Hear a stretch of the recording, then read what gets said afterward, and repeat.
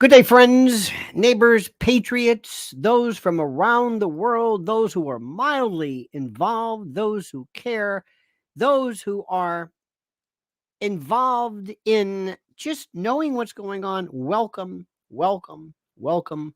Good morning. We're starting a little bit later. I had some commitments this morning, but here we are live from New York City, a nice balmy 43 degrees. And I am so happy to be with you. I thank you for being here. I thank you for being a part of this. I thank you for your interest. I thank you for your countenance. I thank you for your support. And I thank you for subscribing to the channel, hitting that little bell so you are aware of what is going on. That's extremely critical. I can't say that enough. We have so much to talk about tonight. And let me tell you something.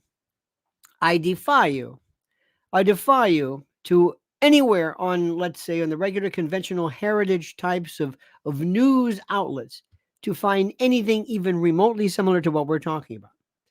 We are committed to one thing and one thing only: the truth.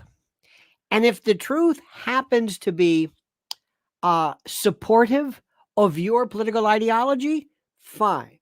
Regarding Israel or Palestine or Trump or anybody, we tell you the truth. I tell you the truth. You may not like it. You may think I don't particularly care for this interpretation of reality. I don't care. It's the way it is. I'm the doctor. I'm reading the x-ray. I'm telling you, this is what it is. You have an abscess. You have a whatever. That's it. All I can tell you is the truth. That's it. And what I can also do is I can give you a perspective that maybe nobody else is giving you. Something new. But here's the good news. 2024 is going to be great because of the change. Because of what is happening. And I'm looking at areas and I'm looking into areas and I'm looking into particular parts of this world that you might not have thought about before. So in any event, let's get down to business. First, let me remind you, please subscribe to the channel. Please hit that little bell so you're notified of live streams and the like. But first and foremost, I have such a wonderful sponsor, a great friend of mine. His name is Colin Plume. It is Noble Gold Investments, and this is Lionel Nation Gold. And right now, as everybody talks about crypto and investments, now watch what is happening now and listen very carefully to this. The markets are in turmoil. The whole world is in turmoil. Oil, tech, retail, property, you name it. Nobody knows where this all ends. So what can you do? Well, you might have heard of precious metals, but not thought much more about it. How do you buy them? Where would you even keep gold if you had it? But precious metals come into their own in times like these. As geopolitical tensions rise and economic turmoil looms, gold is always a beacon of stability. Investing in some resilience with the Noble Gold Investments IRA services, looking after your money makes sense. The team at Noble Gold Investments will run through your options with you and see if you qualify to start a gold IRA or 401k rollover. Protect your portfolio with a Noble Gold Investments IRA and claim a free silver virtue coin for starting. Call 877-646-5347 today. Tell them Lionel sent you. That's 877-646-5347 and fortify your financial future against the winds of change. Or visit LionelNationGold.com right now. What was that again? That's LionelNationGold.com. The only gold company I trust. And remember, there's always a risk of investment and there's no guarantee of any kind.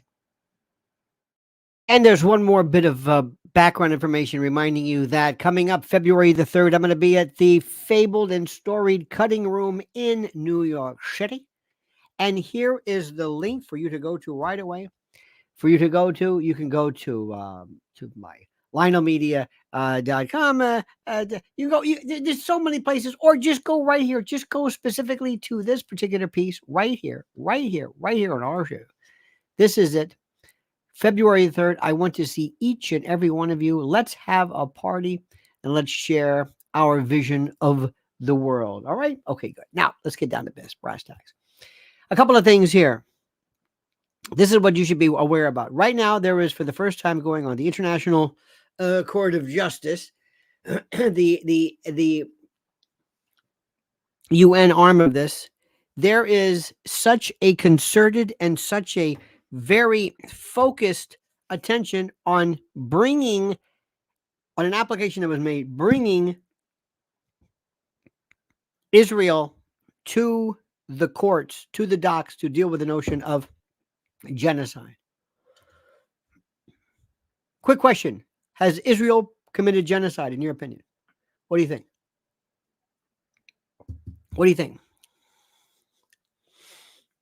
Because what I want these little live streams to be more than me just saying something and you talking to each other. I want people to be able to come back and listen to it later and read your responses. Do you believe that genocide has been committed? Yes or no? We got a no. We got a yes. Don't know. Fog of war. Absolutely not. Interesting.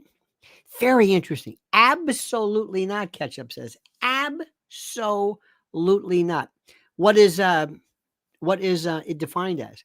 Have you looked at the 1948 Genocide Convention? Have you looked at it yet? What is the basis of your using genocide? Dick Bork says yes. First question is, what do you mean? Genocide has a broad definition. Not under the statute.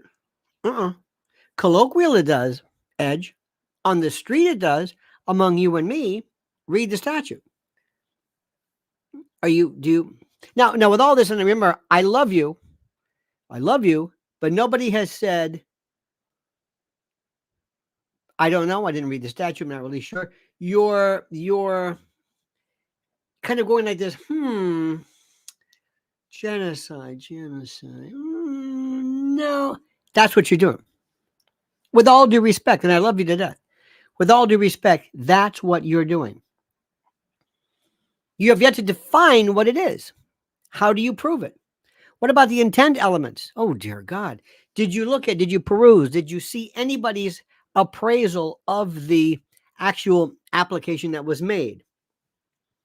Do you know what the basis of this is? Do you know the significance of South Africa? And why is this important? Why is this BRIC state involved here? With all due respect, and I love you, this goes to show you people have not a clue as to what they're talking about. Because they figure, well, I don't have to look at the legal. Yes, you do. Yes, you do. No, I don't know. I don't feel that. No. You're kidding. Have you seen the evidence? Well, I haven't seen the evidence, but look, in my mind, Hamas is bad. This is what people do. Again, I love you. And I am answering this, not pro-Israel, pro-whatever. No, I'm saying, what is the evidence? What do they have to prove? Sparky says, absolutely in the process of genocide. This is him. Well, it remains to be true. Ed says it becomes a contractual definition, not a contractual, a statutory. Absolutely. Again, who is going to, when we're done, say, let me go online, let me read it, let me get a PDF, let me then go and look at, under the international law, what genocide is. Let me look at the notion of the intent for it. When you have, by the way, there's two different worlds. And by the way, you know who has been absolutely incredible? Aaron Mate and Max Blumenthal. Without peer. Without peer. Do you hear what I'm saying? Without peer. Unbelievable. Do you know that whenever you can use the words, I don't know if Israel thought about this or cared about this, but when you use the words of a defendant against them, it doesn't get any, what am I trying to say? It doesn't get any wilder than that. Do you hear what I'm saying? What you hear sometimes is one thing. What we hear in English is one thing. What people claim is being said is one thing. Okay? What is being stated, what is actually being stated, what is actually being provided, what is actually being uttered, and the like, is another story completely. It's in Hebrew.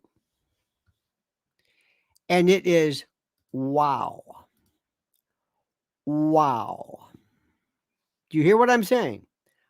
Wow. That's what it is. That's the thing which is so important. That is a wow. I didn't know this. I had no idea of what this was. I wasn't sure. Wow. Because what's happening is that you're hearing things that are so monumentally brutal in terms of the actual statements being made, and so almost, dare I say, bloodthirsty. When you hear that, it's like it's this is not what is being said. Sean Hannity's not going to cover this, but this is what they're going to have to do in the real world and in real time. What do you do with that? When you hear people say specifically that it is the intention of Israel to go in and basically mow the lawn and I mean to lay a siege on them, this poses a very serious problem. Raul Rodriguez says, according to Article 2 of the conventions, it is. Well, read it. Better yet, read, as is, and thank you, Raul, read the accusations that are made, read the planned intent or whatever they believe to be intent, and ask yourself accordingly. Now, let me give you this analogy. Let me see if I can explain this to you. Imagine that you and I are in a little room, a little concert hall, and it's the Lawrence Welk Orchestra. For those who remember Lawrence Welk, okay? And it's nice and it's quaint, and there's not a lot of people, and the music is, well, not exactly very modern. And you excuse yourself and you go to the John, and as you walk, there's another room next door, and you walk in, and it's Woodstock. There's 500,000 people in there. They're playing at that time the hippest, wildest, whatever the version of this would be today. You can't believe what's going on, and you're thinking, oh my God. That is comparing Fox News, and I use that kind of as a shortcut, with the rest of the world. If you watch Heritage Legacy Media, if that's what you watch,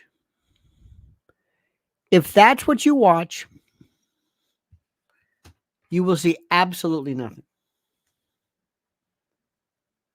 I'm going to say this again to you. You have no idea. And I say that with love. Aaron Mate exposed the Syrian gas attack hoax too. You know who his father's Gabor Mate. Very, very good. Do you know what those two men did? Young men did? I guess they're young.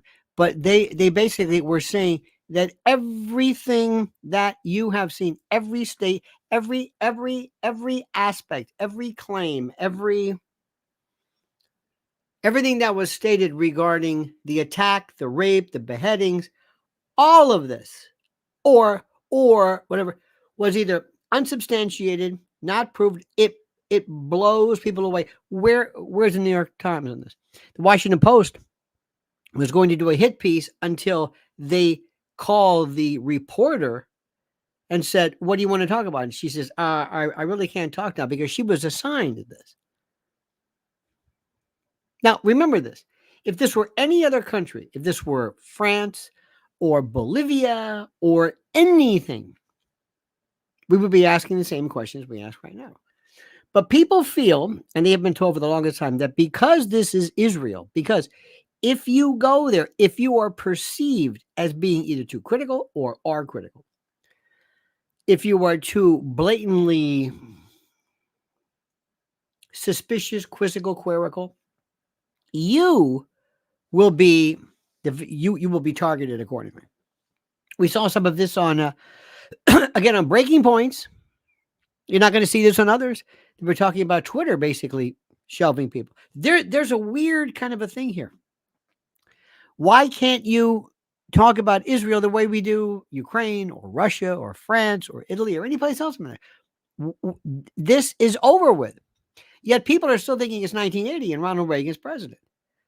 They're still thinking that, well, we're able to exert this particular power. It's like, no, excuse me, that's not happening now.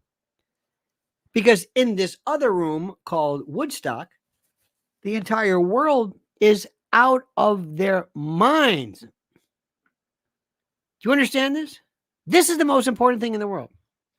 Now, I got news for you, and this is important, and this is something I can only do so much. If you sit back and you let me or anybody else do the heavy lifting for you, turn in your membership card in the human race and in the political theater. That's all I'm going to tell you. Okay? More people than that do that. I talked to a friend of mine today. I have been walking around in shock. Shock. Not exactly. I mean, sort of, the typical prototypical. I said, have you been watching what's going on in Israel? This is a very good friend of mine. I've not talked to him in a while. He says, I've been busy a couple of days. What have I missed? I said, a couple of days? I thought he has no idea. They have no idea. They don't know. They don't know anything about this. Now, some other stories which are very interesting.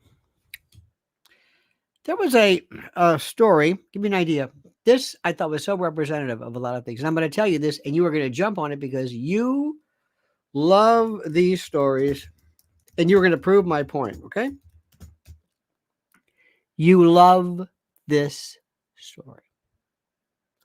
Okay? I'm going to say this story. This is a story that came out of, this was from yesterday, the New York Post, Daily Mail. Ready for this? Here's a headline. Plane passenger poops pants during flight, smears on seat, spread out like peanut butter.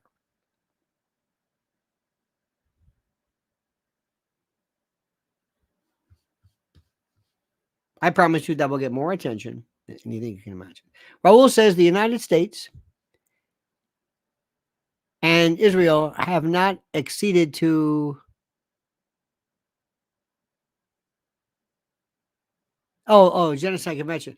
I don't know about the convention, but I do believe that Israel is a signature. You know what? I think so. No, yes. No. Israel signatory. I think they are. Genocide convention. I think you're talking about the courts. Israel is a signatory to the Genocide Convention of 1948, which defines genocide and commits states to prevent it. The ICJ is the United Nations highest court. Israel and South Africa are signatories. Yes. Oh, yeah. Absolutely. Do you hear what I'm saying? Our good friend Sparky says Aaron Mate's colleague on Useful Idiots, Katie Halper. She's very good. I like her. Was the only one who broke the Tara Reid story. Don't let their politics fool you. There are news people dedicated to the truth. Sparky, you say that. I've got to get away from a couple of things here. First, I have a very and thank you, by the way, my friend. I have a very highly developed sense of boring. People bore me. If people have a delivery that is not consonant with any kind of veiled attempts at excitement, I'm out the door. And Halper, Katie, is not exactly a ball of fire, okay? But she's very, very good.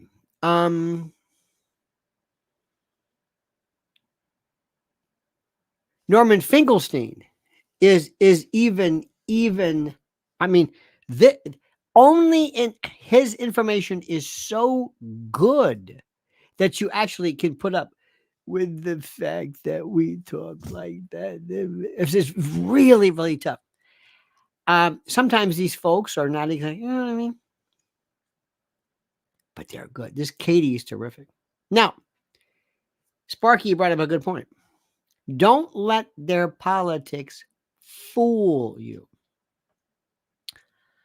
There are people that I've agreed with regarding some, let's say, some social kind of stuff, the usual, I don't know, sex change business, who are absolutely clueless when it comes to Israel. There are people who I find, for the most part, Bernie Sanders folks, people who are prototypical lefties, and the like, who I'm with 100% on this. Which thus is another reason for you to understand why this is so critical and why everything is changing. Everything's changing. 2024, you're left, right. You're not going to know ever. Now, here's another story. I'm going to throw this one out at you, and I'm going to do a little video on this later because I'm noticing things. As you remember, Breitbart said that how do I say this? Breitbart said that culture is downstream from politics. Let me rephrase that this time correctly. Politics is downstream from culture. If you want to change politics, you change culture. I mentioned the other day this Cat Williams, which was in some respects the biggest show on the biggest. It was huge. And I kept telling you, listen to what I'm saying. Listen to what I'm saying. This is big. Next, Aaron Rodgers and Jimmy Kimmel. What was the basis of that? They sent Jimmy Kimmel out to give Aaron Rodgers a hard time because of his vaccine. He's kind of a tinfoil hatter. One of us, right? What happened with that was Kimmel ended up looking like a jerk. And whatever this fellow was who does the show on ESPN, they told him, get rid of it. Look at this. Eleanor said, we need Star Trek automated anarcho-capitalism. Indeed. Not sure what that means, but thank you. The third one is a story about this guy named Jason Whitlock. Now, Jason Whitlock, again, never did anything for me when he would appear every now and then on the Tucker Carlson show. I said, oh, okay, I got it. This is the black conservative. Okay, fine. By the way, our good friend Sparky says, Katie broke the Tara Reid story, but legacy media aficionados would never know it. Yep. Oh, yeah, she left. She's going to do very good. And I like her a lot. By the way, I don't just watch that. I like to hear very pro-Israeli I want to know both sides. I want to know everything. Tell me what I'm missing. Okay. So Jason Whitlock was on with one of the biggest bombast ever, is this Stephen A. Smith, Little Stephen. And for some reason, I'm reading this thing, and I've never listened to it. He's a moron, but he might be good at sports. This sports stuff. Shannon Sharp owes everything to Cat Williams because, let's face it, before that,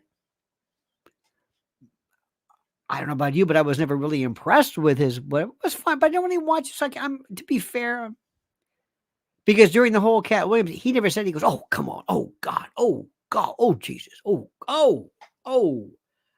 come on. That was his respect. Well, if it was so bad, stop the interview. But he's smart enough not to. That thing went, what, 30 million? I don't know how many people. And then they chopped it up into a million pieces. It got it. Brilliant. Okay. So Stephen A. Smith wrote this book and claims that, I don't know, some story about how it was a walk-on. And all of a sudden he became, he got a scholarship. And basically Whitlock says it's all bullshit. Okay. So they're going back. So Stephen A. Smith doesn't know anything and calls him a fat bastard. And now, that's not the point. Look deeper. What is this about? I'm telling you again. Republican Party, Donald Trump, you, me. target what the maybe sports, maybe African American, I don't know, whatever particular designation of the demographic you want to give it.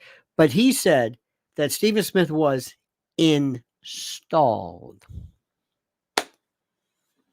That's the chosen few. This is what we have been saying forever. Tom Hanks, George Clooney, Spielberg. I mean, these people have talent, but they're not. Clint Eastwood was so big that he could get away from that. Other people,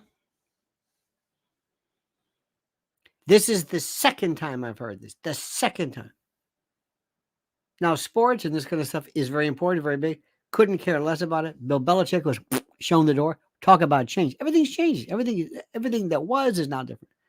This is the second time I'm hearing this.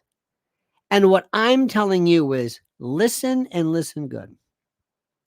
We're going to be adding a bunch of new brothers and sisters to our family. One, you're going to be seeing people who, for the most part, they're going to be coming over here and they might be leftists, as you would call them. I don't give them a name like that. They might be Bernie supporters. They might be pro-abortion, whatever it is. I don't care. Come on in. Nothing disqualifies you. Nothing. You can be a communist. You can be an anarcho-syndicalist. You can be a right-winger. You can be a John Bircher if they even have it. I don't care. Come on in. We might not line up perfectly, but we understand the gravamen, meaning the essence of what we believe in. That's number one. Number two, the African American, Black, Latino, people of color, gay and lesbian group have been completely forgotten. Welcome aboard.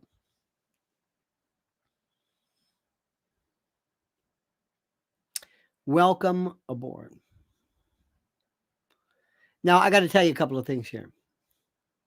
If you bring these folks with us, and I do, I want to target them. Let me tell you a couple of things we're going to mention, as I said. First, stop talking about Claudine Gay. I don't give it. I don't care about Claudine Gay anymore.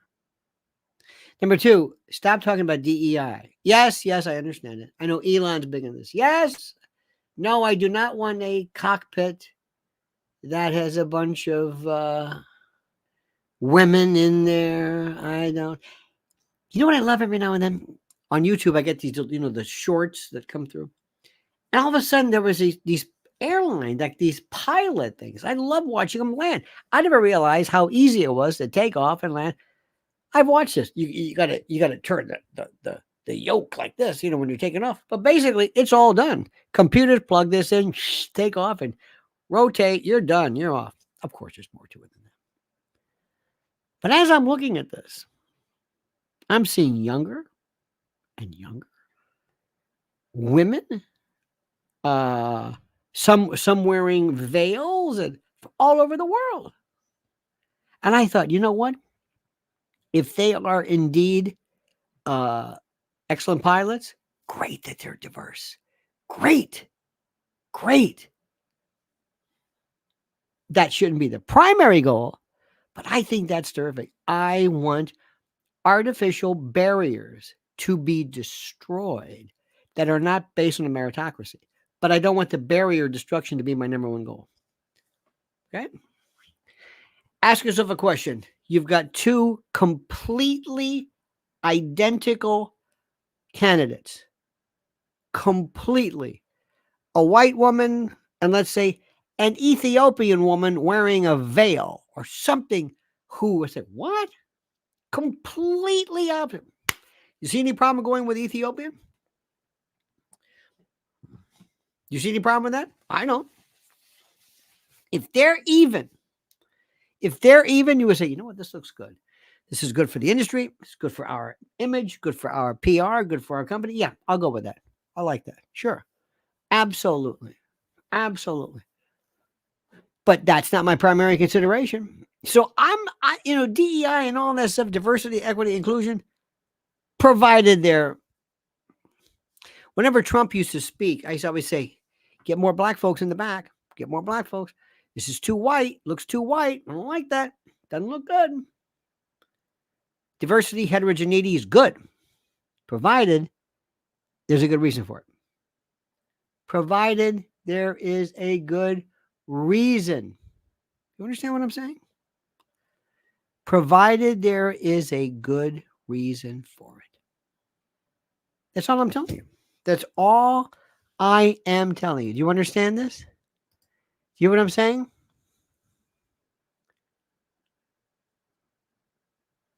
Do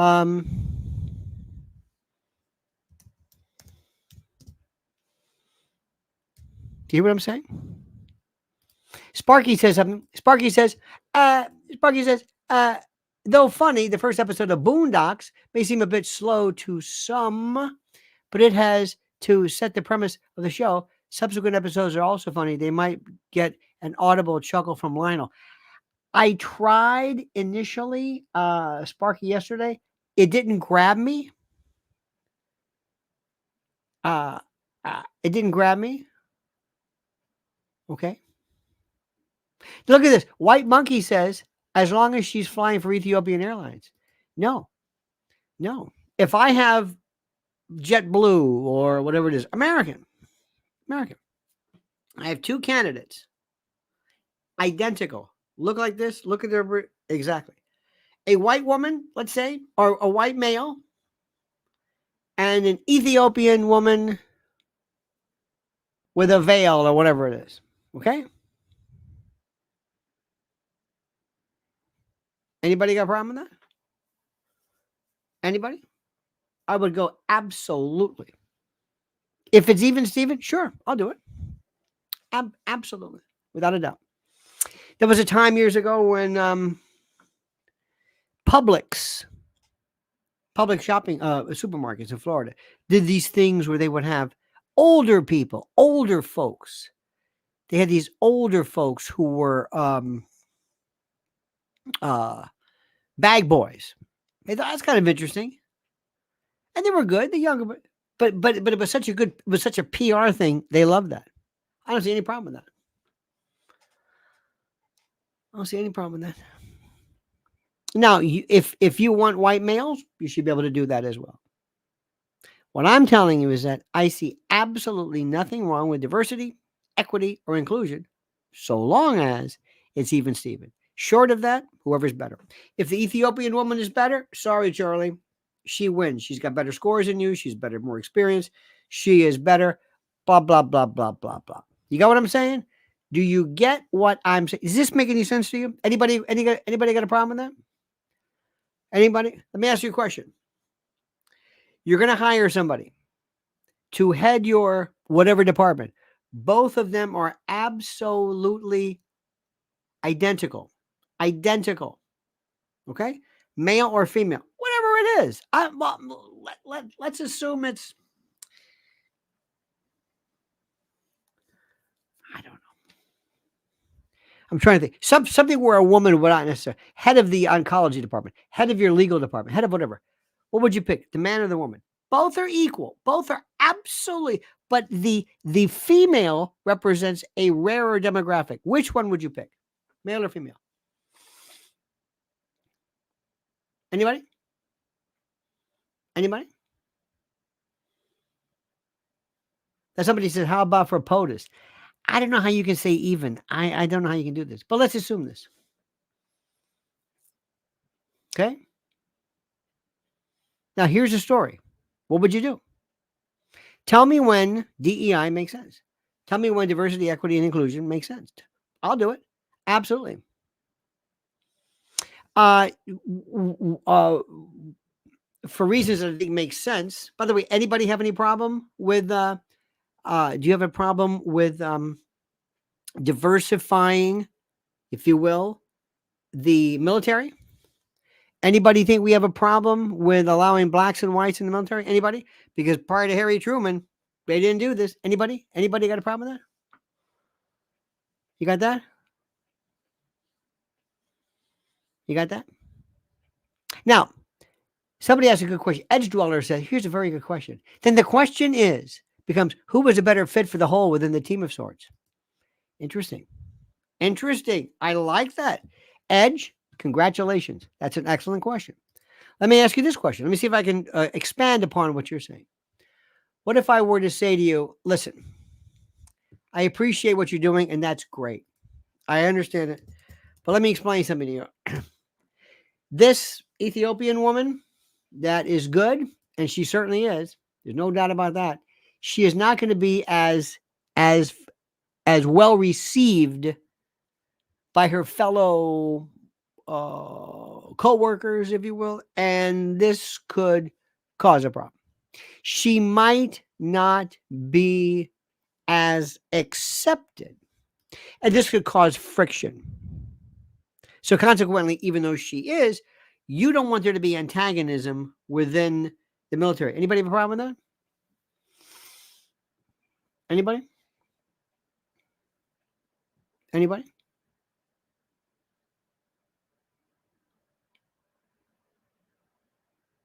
Anybody?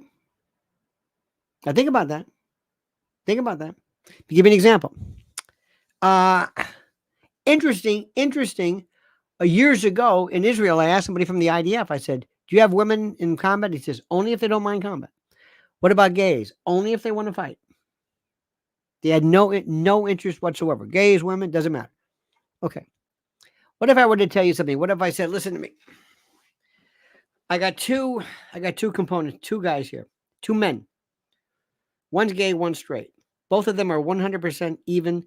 Obstacle course, shooting, all their marks, all their training, all their expertise. They're 100% identical. Identical. Okay, you got it? You got it? Okay, good. Both of them, expertise. You got it? Okay, good.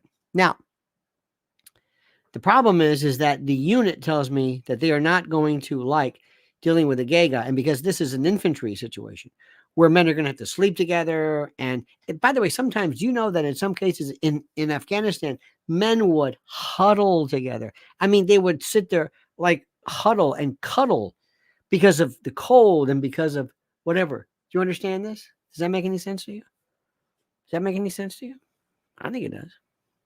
So the question is, but what if they said, but because of that situation, we have to exclude this individual from this, even though they're identical, because this unique situation of a combat unit would become lives could be lost if there was a gay man in this, and we've got to have complete and total cohesion. That makes sense to you? That makes sense? Then would you say, okay, so you would exclude somebody because they're gay, because of this unique situation? Does that make sense to you? Anybody? Anybody? Okay, forget whether women are better pilots. That's not what we're talking about. That's not what we're talking about. Okay? That's not. It's good. They might be better because they're smaller. Who knows? I have no idea. I don't know. I'm saying, when do you favor diversity? When? Now, what if somebody says diversity doesn't work this way? What if you say, listen, this unique situation is such that, well, let me tell you something. During the time of Harry Truman, when they wanted to integrate the armed forces, they said, look, you can't allow blacks and whites, they don't get along. And there's situational tolerance, there's unit cohesion. You can't do this. And Harry Truman said, bullshit. I'm ordering you do this. No, sir, you don't understand. You don't understand. If you allow black people in the, now we kind of laugh at it. But at the time they said, makes complete and total sense. I want you to think about this. I want you to think about this. Now, what if somebody comes along and says, listen, we're going to claim, we just don't want gays and blacks in our unit. We're going to claim, listen, it's nothing. Unit cohesion prevents. It's like, oh, come on, stop that. Unit cohesion, yeah, unit cohesion prevents this from happening. Stop for a second. Let me talk about something.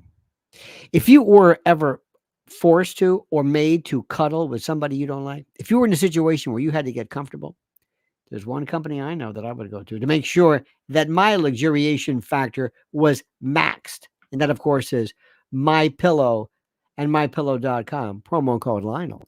All right, my friend, it's time to hail and salute our great friends at mypillow.com. And if you use promo code Lionel, you get a free gift. No purchase necessary. I know a free gift. It's a tautology, so sue me. But listen carefully. What are we talking about? Giza Dream Bed Sheets, My Pillow 2.0, sheets, slippers, percales, towels, quilts, bedspreads, mattresses, mattress covers, mattress toppers, linens, kitchen towels, bathrobes, name it. Items to help you luxuriate and relax.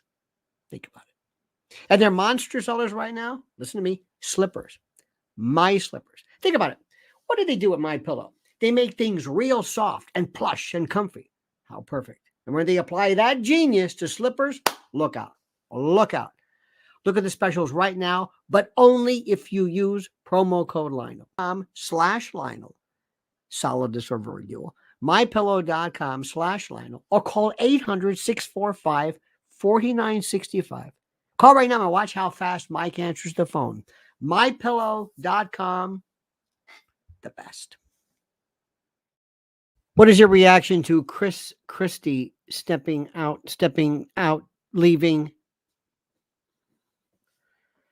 They keep saying breaking news. Why is this breaking news? Chris Christie is nobody. We always knew Chris Christie was. Why is this breaking news? Well, it's Chris. Why is it breaking news? Because they're telling you it's breaking news.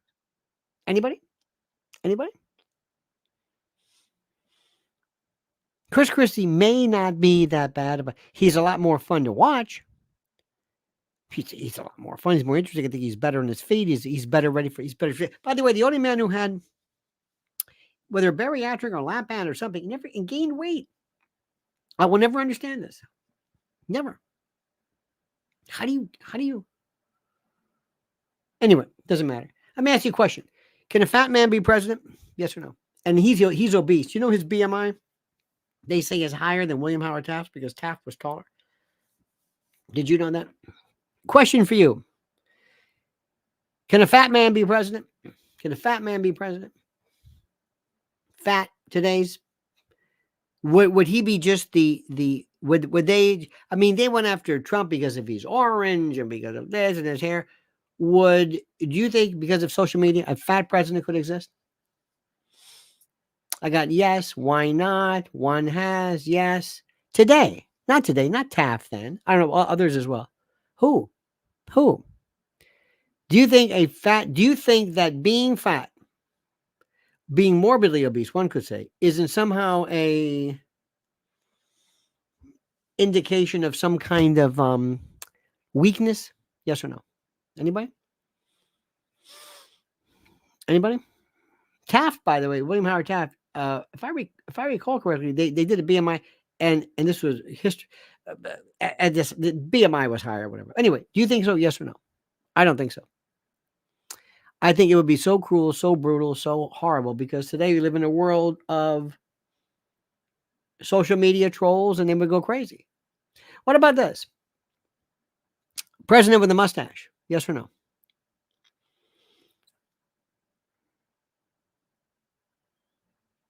President who smoked. Obama smoked. What about a woman?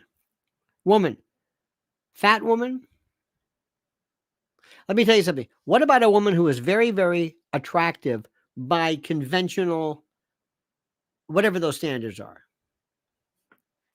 How would she do? How do you like that? What about that? Edge Dweller says, Edge says, after my second marriage failed, I put on weight to become invisible. The consequences were my health suffered. Oh, indeed. That's very interesting. After my second marriage failed, I put on weight to become invisible. Stop it. What does that mean? It seems rather counterintuitive. One could say, well, if you put on weight, you stand out more. But what you're doing is you're basically erasing the old you. You're replacing, you're becoming invisible by saying that model of you is over with. Weight's a very interesting. Weight is so interesting. It's fascinating. Take it from somebody who is all my life. I've focused on this. It's one of those things that's very, very, very interesting. That is so, you have no idea. I'm going to be thinking about that all day. I gained weight to disappear. It's so interesting. And there's also something about in today, we are most of the world is overweight, and you would think there would be a certain a degree of understanding, but they don't. They have this uh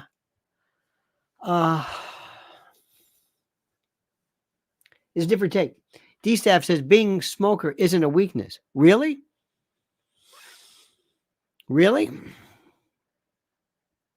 If you had a president smoking today. Now I'm not asking you what you think. I'm talking about what other people think. What do smokers look like today? Smoke, overweight, a woman who was quote too athletic, just not athletic, too attractive by whatever standards, that would be a problem. She would never be taken seriously. Other countries can do it. We couldn't do this. A woman today could be president, but she has to be older. She has to be presentable, but not too attractive. Absolutely not. Absolutely not. Absolutely not. Same as vapors. By the way, you notice that vaping, have you noticed that we have less vaping? I guess that popcorn lung will do it in. Very interesting. Everyone is overweight and everyone is starving. Interesting. Interesting. Ex-German Conter Schmidt was don't care smoker. Well, other countries are different. Other countries are different. I'm talking about America in particular. We're a very, very, very petty group of people. But let's talk about somebody who's overweight. Chris Christie, we are mean. We are mean. By the way, Shice Squad says, I started the plant-based diet. Excellent. Do me a favor. Do not tell anybody you're doing it, and you'll be better off. Do not tell anybody you're doing this. Trust me. Trust me. Just don't tell anybody. You'll get lectures on amino acids, protein. Don't do it. They won't even care. And if they say, "How do you feel?" Say, I feel like a baked potato today. Just make it sound like it's something, whatever it is. Don't ever tell anybody. Don't ever. You will go crazy. By the way, plant-based, one of the best places to eat, steakhouses, because their sides are terrific. Just tell them to do it without butter and oil. Aside from that, you understand this? You understand what's going on here? Because I have no faith in anyone. So, ladies and gentlemen of the jury, let me just tell you this. We are seeing something right now that is happening that is so monumentally incredible, and that is this thing that is going to happen. Oh, by the way, Howie Brown says Vivek's cruel response to Christie about going to eat. Yeah, not good. I would have never said that. Never. Okay? Understand this? Some Barry says plant-based chili is superb. By the way, stop saying plant-based. Have you ever had a salad? Yeah, it's plant-based. Did you ever have spaghetti and marinara and mushrooms? And it's plant-based. Do you ever have a grilled cheese? We can argue about that. It's plant-based because you can go really strict with that. But that's plant. I mean, we do plant-based all the time. Great sides. Don't you love like stuffing? Plant-based. Don't you love beans? Plant-based. Don't you love rice with black beans? Plant-based. I mean, you go on and on and on and on. Once you give it a name, and you think, oh my God. Let me tell you something right now. I am the ultimate carnivore. Do you know that I watch YouTube channels on barbecue like people watch porn? I never changed my absolute love for. If somebody told me you've got, a week to go, I'm getting a dinosaur rib smoked immediately. I'm going to Austin or whatever. I will just eat meat until I just pass out and die. Love the taste, love the texture, love it. Heroin addicts love heroin. You know what's fun too? Sitting in a bar on a Sunday afternoon when it's snowing or raining with a scotch, smoking cigarettes, yelling at friends. That's living. Eleanor's, I am plant-based. Good for you. There are some things that are really just, right? But you say to yourself, I don't think it's a good idea to do that. But it's fun. It's fun. I'm telling you, it's fun. I wanted to do a show. There used to be a pub in New York, and I wanted to have a camera set up, and I wanted to have people show up and say, by the way, show up at we're gonna tape. They get there, have them drink, and then start taping or recording later. And the show is called "What Are They Talking About?" You ever just been around with a bunch of people just drinking? They just talk nonsense. One guy repeats himself. One guy, but it's this crazy, lunatic kind of conversation. I thought that'd be the best TV show ever. And everybody sitting in that group is having the best time in their life. Can't do that on a regular basis, but you can. And if you want to smoke and drink and whatever it is, great. Is it good for you? Absolutely not. So what I'm saying is the real sign of an enlightened human being is somebody who says, I know that's fun. I don't want to do that. That's also called discipline, and it's called taking control over your life and your situation. It's empowering. I'm taking control. Nothing gets the better of me. Nothing. It's a wonderful idea, isn't it? And that should be, you should do that with anger if you're into drugs or or just being a dick. Anytime you say, I'm going to affirmatively change something because I think ultimately is better for me, society, the world, family, whatever, better off. Understand that? Good. Everything in moderation? No. There's some stuff not in moderation. Some things don't. No. No. I cannot eat potato chips in moderation. Can't. I can't have those little This adult got me a bag of these Bob's. I gotta throw them. I threw them away. I can't. I'll eat them all day long. I can't eat moderation. I can't. So what I do, I just get rid of it. I don't want that. I would much rather eat no meat than a little bit of this because I can't eat. I can't have one. I could eat a whole turkey. No, I can't eat. No. So that's the way it is. I'm glad I shared that with you. I'm sure you benefited tremendously from that. Okay. Now, do me a favor, dear friends, and I mean this sincerely. I want you to do me a favor. I want you to go and I want you to subscribe to Mrs. L's YouTube channel right now. Do what I say. Do what I say immediately. Subscribe right now to Mrs. L's channel. And also her wonderful website. This is National Human Trafficking Month and this and that. And nobody seems to be caring about that except she does. You got that? There we go. Edge Dweller says, eating a steak from a cow that eats grass, would that be considered a plant-based? No. But I understand it. Nothing wrong with steak. And fat? Steak fat? Oh, God. I don't know what's better. Pork fat? Chicharrones? Oh, my God. That's the greatest thing in the world. That is just I never really liked fish. Don't care for that. Chicken? Greatest thing in the world. Fried chicken? Oh, dear God.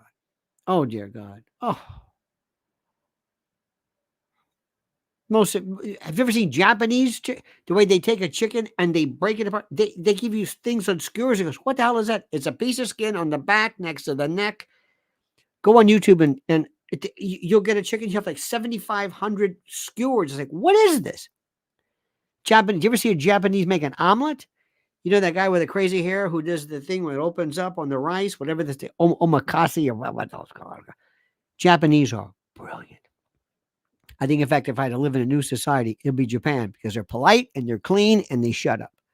And they would say, look, I'm not trying to, I will appreciate your culture. I'm not getting in the way. God bless you. Just let me be. I respect you. I'm not Japanese. Don't want to be Japanese. That's your thing. This is your culture, your land. I'm just visiting. But please let me hang out in the subway and not have to see this lunacy. I love this. I love law and order and kindness and gentility. That's why I love you. All right, dear friends, thank you so much. And to our dear friends, this is wonderful. Edge Dweller, thank you. Eleanor's, Sparky, per usual, thank you so much. Raul Rodriguez, thank you, brother. And thank you for everything. Have a great and a glorious day. Please, my friends, don't ever change. And I mean that sincerely. And until we meet again, remember this, as I always say, we'll see you tonight at 7 p.m. Don't forget, the monkey's dead. The show's over. Sue ya. Da-da.